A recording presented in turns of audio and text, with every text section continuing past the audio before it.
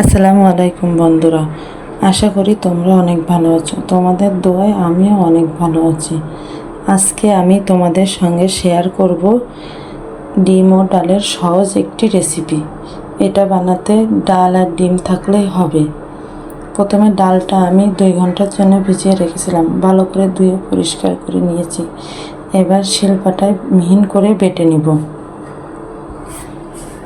খেয়াল রাখতে হবে এটাতে যেন কোনো পানি না থাকে এবং পানি দিয়ে বাটাও যাবে না। এবার আমি এটা 2বারে মিহিন করে বেটে নিয়েছি।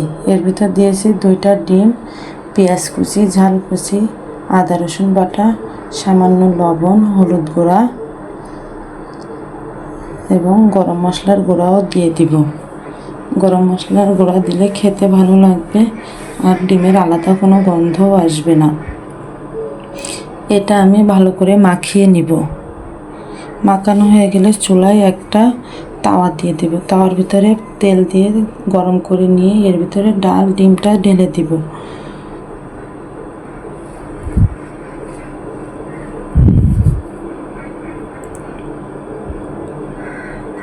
এটা দিয়ে খুন্তি দিয়ে খুব সুন্দর করে গোল করে সরিয়ে দিব।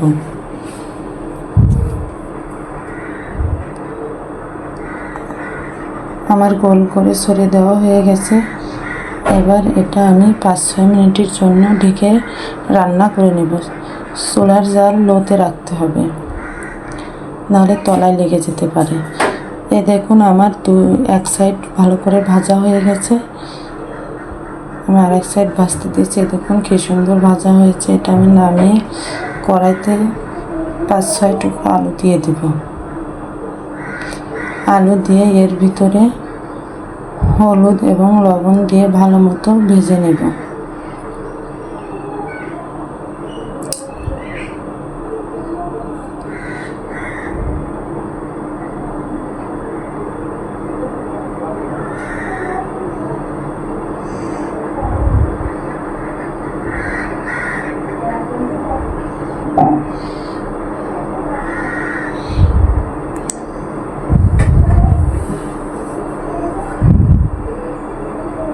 এটা ভালো করে ভাজা হয়ে গেছে। এবার চুলা থেকে নামিয়ে নেব।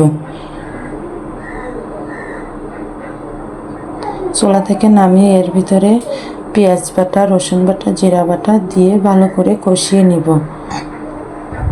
মশলাটা 3-4 মিনিট ধরে কষিয়ে নেব, যাতে এতে কোনো কাঁচা গন্ধ না থাকে।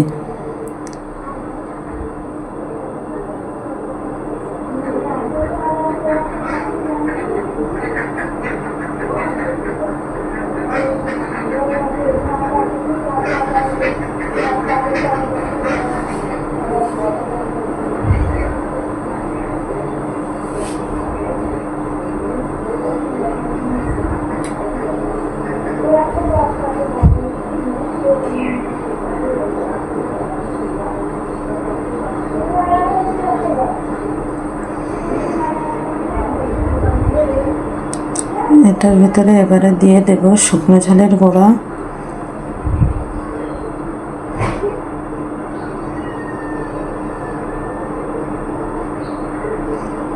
পরিমাণ মতো লবণ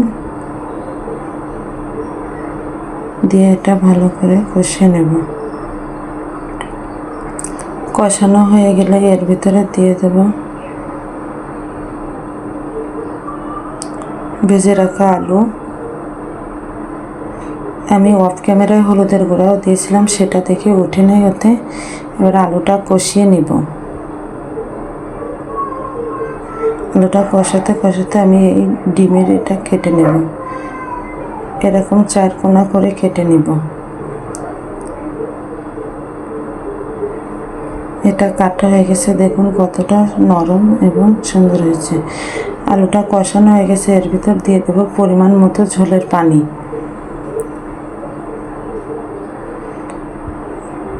ঝোলের পানি দিয়ে কিছুক্ষণ ঢেকে রাখবো। দেখুন আমার তরকারি তো বলক এসে গেছে। এবার এর ভিতর দিয়ে দেব ডিমের বড়াটা দিয়ে দিব।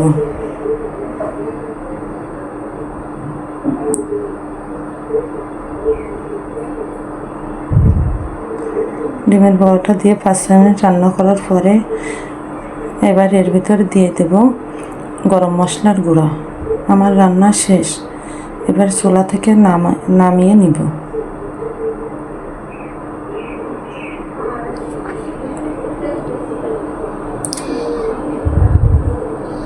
দেখুন কত সুন্দর একটা তরকারি হয়েছে। ভিডিওটি যদি ভালো লেগে থাকে লাইক, কমেন্ট এবং শেয়ার করবেন। আল্লাহ হাফেজ।